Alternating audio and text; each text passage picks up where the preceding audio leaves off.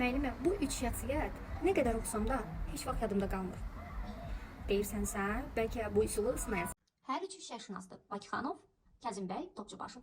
İlk elmi qrammatikanı yazan kimdir? Bakıxanov. Tarixşünaslığın əsasını qoyur Azərbaycan tarixini ilk dəfə sistemli şəkildə yazmışdı. Qalanın Qüds əsəri. Burada nə var? Fars dilinin qrammatikasını işləyib hazırlayıb və Rusiyada fars dilinin tədrisində istifadə olunub. Ona görə də hökumət mükafat verib ona. Coğrafiya aid əsərlər var. Kəşf-ül Qərab əsəri yarım qalıb. Kazımbəy türk tatar dilinin qrammatikasını yazıb. Demidov mükafatı alıb həmin o qrammatikaya Azərbaycan dilinə də aid belə deyək, üslublar orada işlənib hazırlanıb. 6 dil bilirdi, poliglot idi.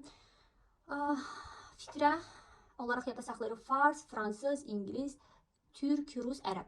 Tarix, din, qanunşünaslıq sahəsində fəaliyyət göstərib. Bəs Bakıxanovdan Kazımbəy üçün oxşar cəhət ikisinə aid oxşar cəhət Kazan Universitetində iş fəaliyyətləri.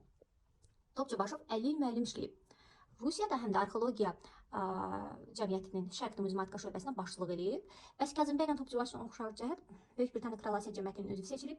Hər ikisi və Peterburq Universitetində iş fəaliyyətləri oxşar cəhətdir. Faydalı oldusa bəyənib paylaşmağı unutmayın.